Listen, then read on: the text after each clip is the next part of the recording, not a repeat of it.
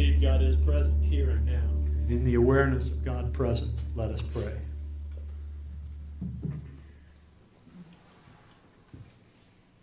Father, Mother God, we give thanks for this opportunity to be open to the awareness of your presence.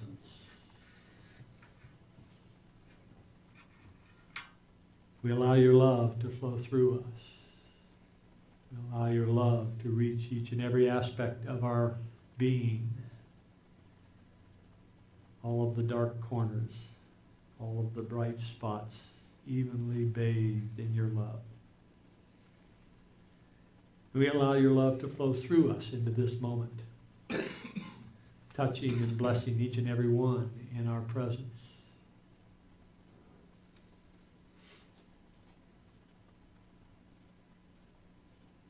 And we allow your love to flow through this community and beyond the walls of this building, into our greater community, our greater nation, our greater planet, enveloping and touching each and every being on this piece of rock.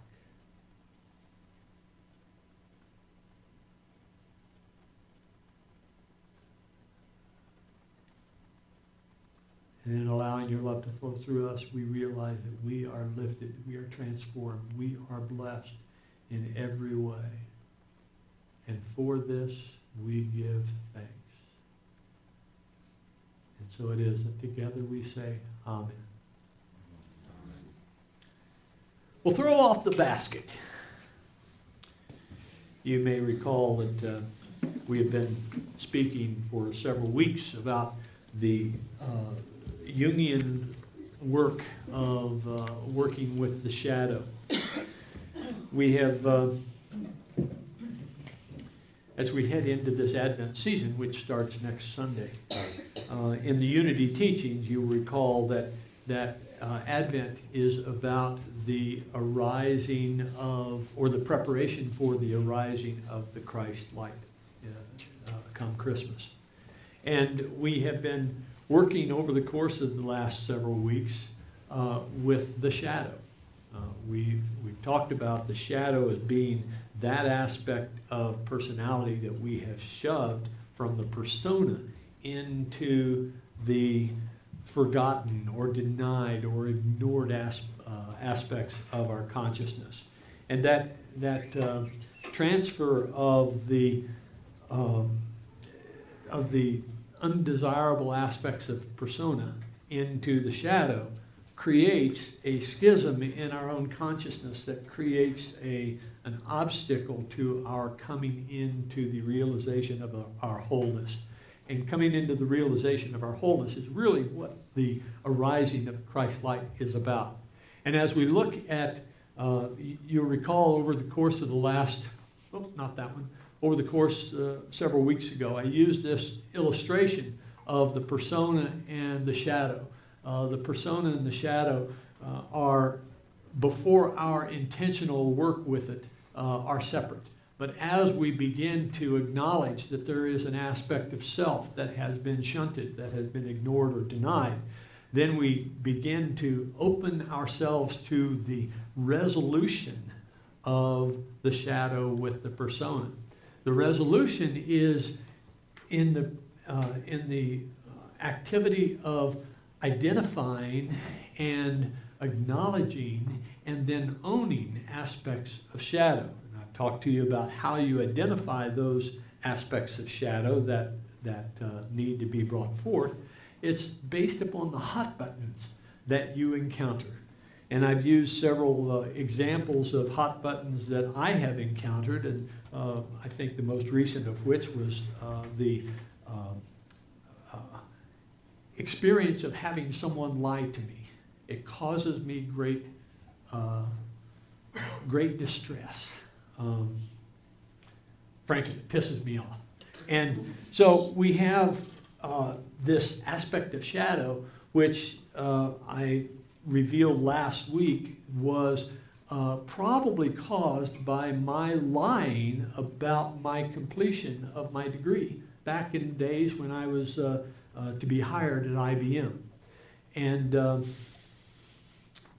I won't go into that story any further, but that significant event has trailed me through much of my life. And when I got into ministry, it was only when I applied for ministerial school that I changed my resume to not include my having a bachelor's degree. So in the shadow work, acknowledging that the lie causes me upset indicates that there is an aspect of my personality that I have shoved into the shadow. And the declaration that I am a liar is the first step in resolving it. That is, identifying that lying is one of my shadow aspects, and then acknowledging that, okay, I am a liar, and then owning that I am a liar. Those are steps in the process. And as we consider a given aspect that has been shunted into the shadow, we see that the resolution is to bring those shadow aspects into the persona, and in that process to resolve and to bring wholeness to our being. I also pointed out last week that this image right here, this almond-shaped image, is considered, as we look at the resolution of the shadow and the persona, it is in this area that the Christ arises. In fact, in medieval symbology, the Christ is often framed with that almond shape. Italians call that the mandorla. And so we see this almond-shaped frame as depicting, and Jungian psychologists will say that it is depicting the process of resolving the shadow with the persona. And it is in this resolution that the Christ light arises. So as we head into the Advent season, preparing for the arising of the Christ light on Christmas Day, we are acknowledging in our shadow work, we're identifying aspects of shadow, we're acknowledging aspects of shadow, and then we're owning aspects of shadow. And when we own aspects of shadow, that takes away the energy of that. And so try this. Try this. Try identifying the aspects of shadow that causes you upset. When someone, in my example, when someone lies to you, if that really upsets you, then it is likely because it is part of your shadow, needs to be identified, acknowledged, and owned. But owning it is not about declaring that that is going to control me from this point forward. There is in the ancient tradition, there is this idea that the guardians of time provide each of us a gift at our birth. And that gift is, if you will, our life purpose. And some of us are able to identify that life purpose early in our life. Some of us continue to search for it. And that process of searching for it is indeed a sacred process. It is a process of revealing what the guardians of time have gifted us at that point of birth into this incarnation.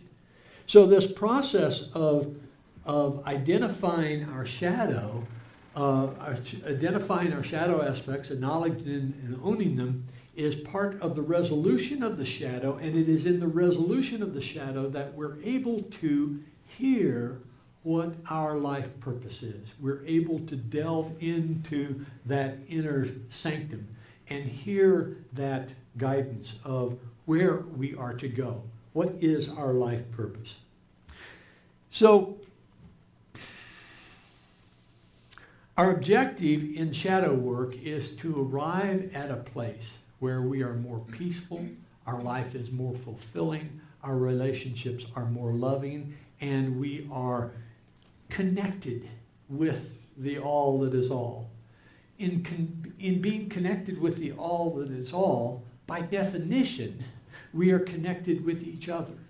And so it is not a separate objective of being connected with each other and being connected with God, but rather in the process of being connected with God, because God is all, we are connected to each other. So this process of working with the shadow aspects of self and integrating and resolving the shadow, allowing the Christ-like to arise within us, is a process, it's a sacred process of our connectedness, of connecting to the all. Now, there is, in Matthew 14 to 16, there is this statement, a song that we often sing here, is about this. You are the light of the world. A city built on a hill cannot be hidden. No one, after lighting a lamp, puts it under the bushel basket, but on a lampstand, and it gives light to all in the house. In the same way, let your light shine before others, so that they may see your good works and give glory to your Father in heaven. And it's not about Father that is out there, but rather Father that is in here. It is, heaven is really a state of consciousness. If you look at the lyrics of the Lord's Prayer, which we often sing after our meditation, you'll see that it is a reflection, our lyrics that we use is a reflection of Charles Fillmore's conception of states of consciousness, of earthly state of consciousness and heavenly state of consciousness. It is a state of consciousness, not a geography. It's not a destination, geographical destination, but it is a destination in consciousness. And so we talk about in earth as it is in heaven, in earthly consciousness as it is in heavenly consciousness. So when we're talking about that they may see your good works and give glory to your Father in heaven, it is to your Father who resides in that heavenly consciousness, and we are aware then of the presence of God in that heavenly consciousness. So it's not about an after-death experience, but rather it is about a living experience. It is about the transformation of our consciousness of hell to our consciousness of heaven. So the ego is identified by A Course in Miracles as that aspect of consciousness which intends to prove the separation from each other and from God. That is to say, the ego intention is to put us in a consciousness of hell, all right? The opposite of heaven. And this effort of the ego to put us in a consciousness of hell is about identifying all of the things that we should be fearful of. Fear is the universal tool of the ego to separate us from the state of consciousness of heaven to the state of consciousness of hell. And as we look upon our experience, as we do our shadow work, as we realize, as we get into the shadow work, oh, this is really hard. This is really aggravating. This is maddening. This is fearful. It is an aspect of fear that we are feeling as we are hesitating to get into our shadow work. So the ego is very skilled at that. Its primary tool is fear, and that fear arises in various different forms, from mild disappointment to frustration to anger to rage to screaming rage. All of that is a reflection of the ego's work in proving to us that we are separate from each other and from God. But we let this get in our way as we do our shadow work. We have this gift from the guardians of time that is offered to us at birth. And in that conception, that gift that is offered to us is really a divine call to fulfill our purpose. And the ego is very, very insistent and anxious to show us that that purpose is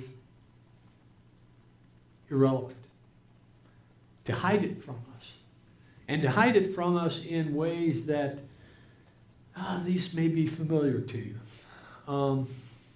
You come upon this realization that this is my life purpose, and you look at that life purpose and you say, oh, well, no, I'm too old, or I don't have the skills for that, or I don't have the resources for that, or I'm too busy for that, or I've got other things that I'm better at, and I'm going to focus on that because that's going to give me more income. It's going to give me more security.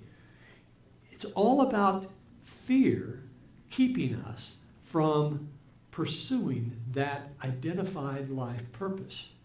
And as we do our shadow work, as we work with the resolving of those denied and ignored or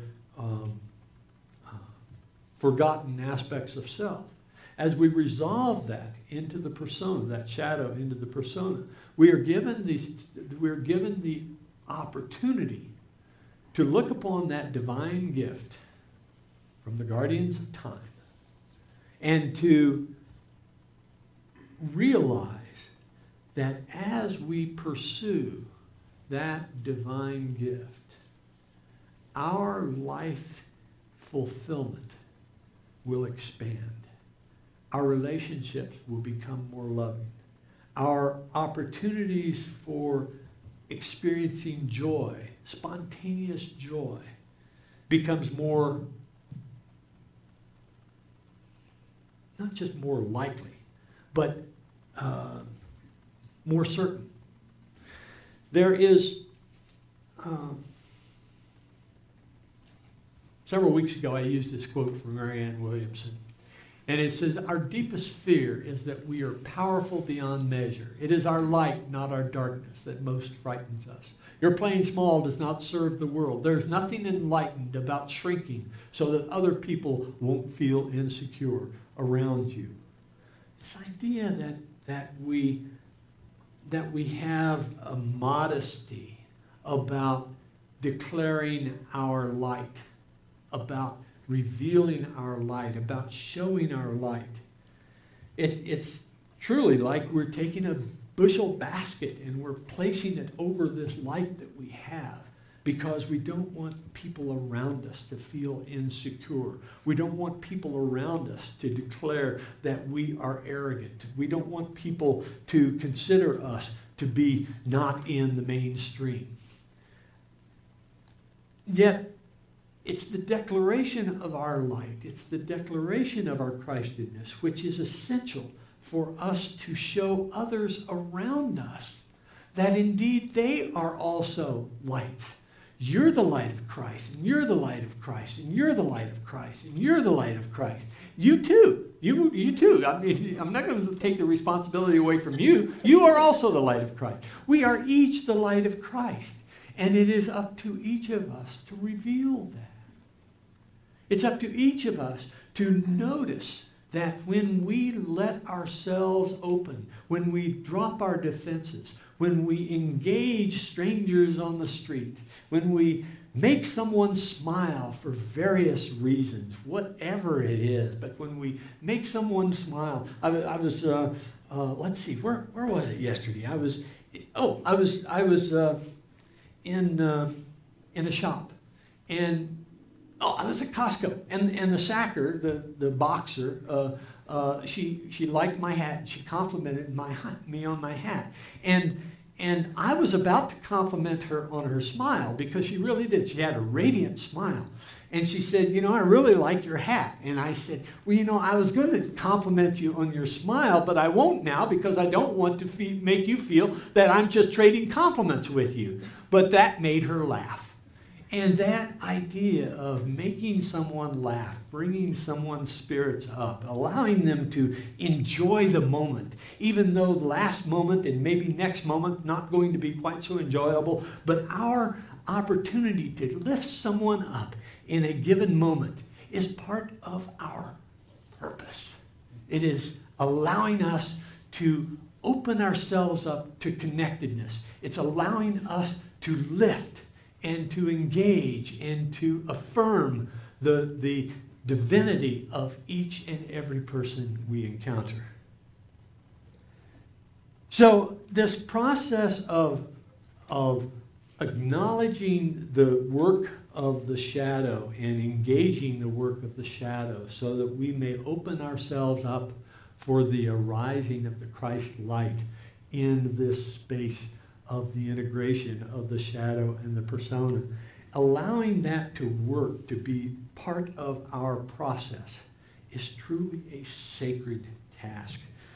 Charles Fillmore, Debbie Ford offered us, there we go. On the last page of her book, she offered us this. Do you really want inner peace? If you do, it's yours. Surrender. Stop fighting. Stop defending. Stop pretending. Stop denying. Stop lying to yourself. Own up to your defenses, your walls, to the cage that surrounds you. Don't strive for perfection, because it's the desire for perfection that leads us to build these walls. Strive for wholeness and for light and dark to live equally. Just as everything has a light side and a dark side, so does every person, because to be human is to be it all.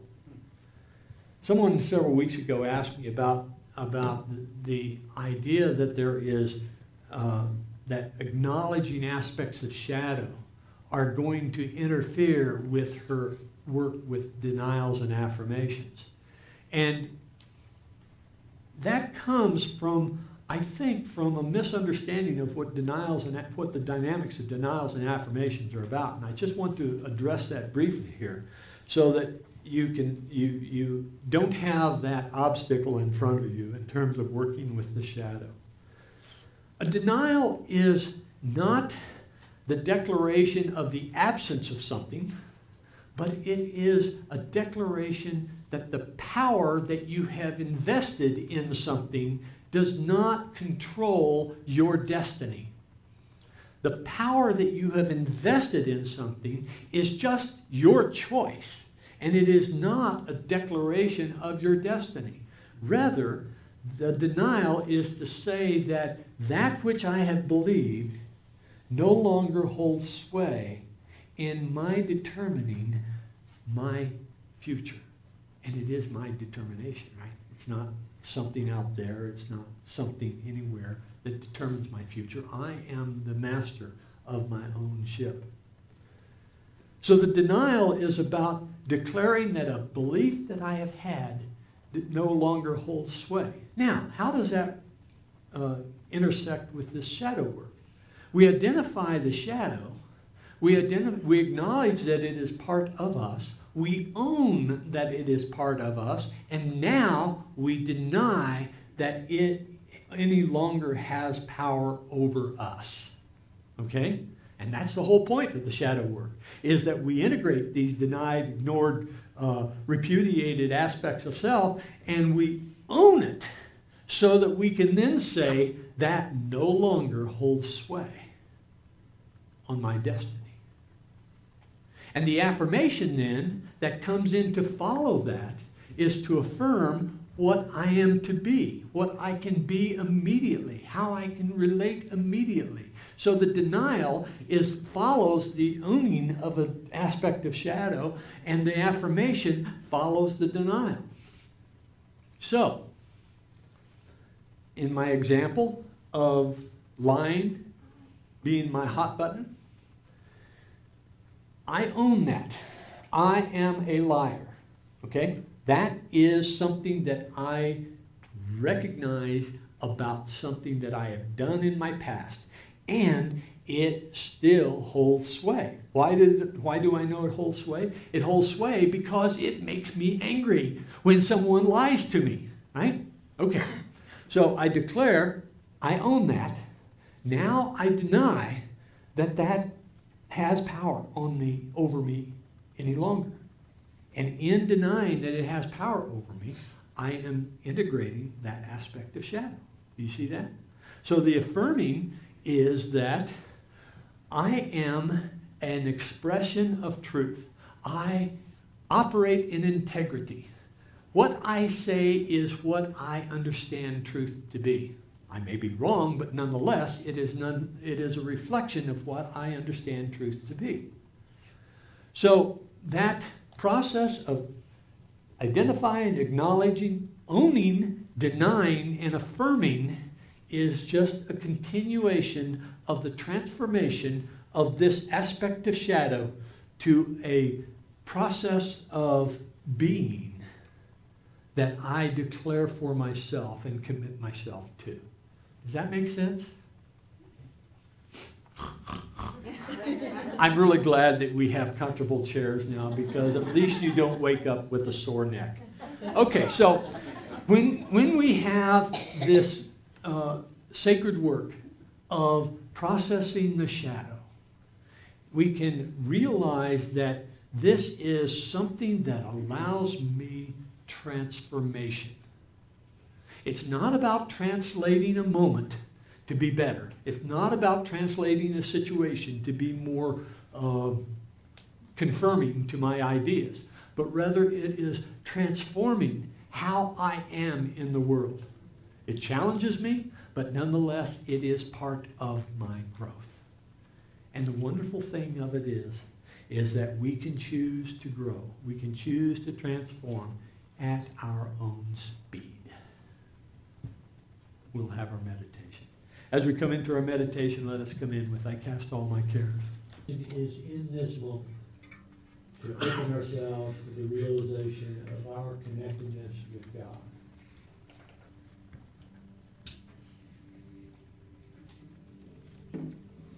This choice to be open to the connectedness with God is a moment that we can aspire to, that we can initiate at any time, in any place, in any situation. So in this moment of sacred connection, I allow myself to settle in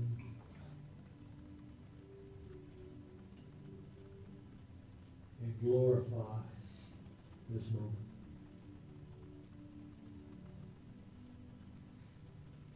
Glorifying this moment. Acknowledging God's presence. Acknowledging God that arises from within here. Allowing this God presence to permeate my being. My physical being, my consciousness being.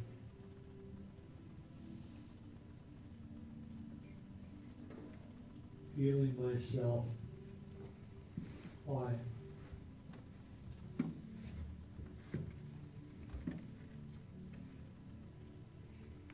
Allowing my defenses to drop. Acknowledging that I am perfectly safe in this moment. Each and every one of us is perfectly safe in this sacred moment.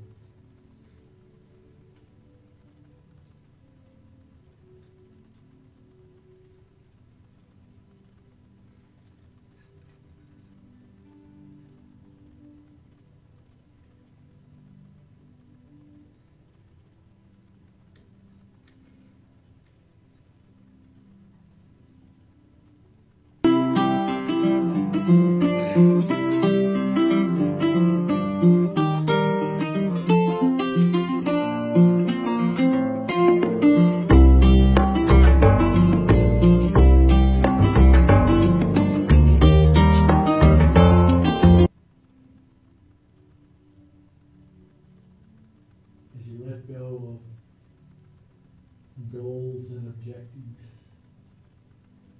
and let this moment just be empty. Notice how that feels.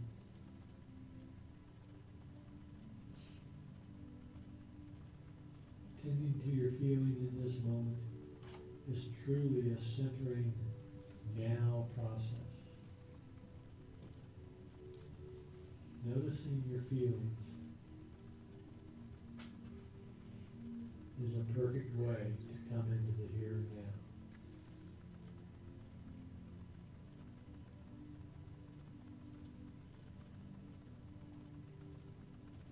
you noticing the spark of love, the spark of light?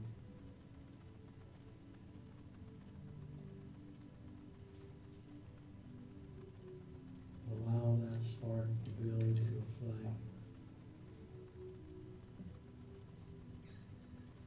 Allow that flame to expand to a fire.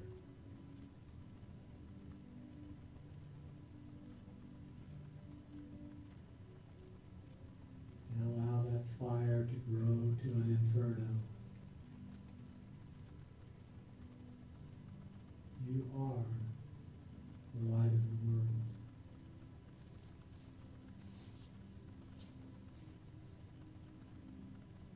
In a quiet voice, declare for yourself, I am the light of the world.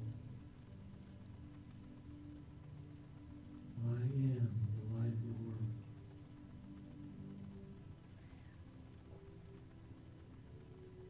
I am the light of the world.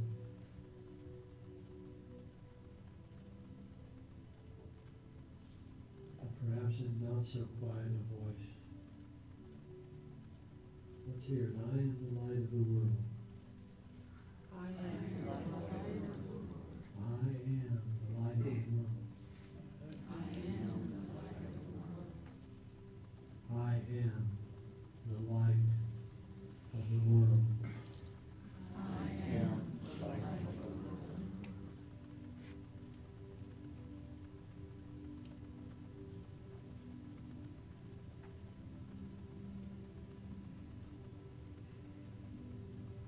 Moving from moment to moment in that declaration that I am the light of the world.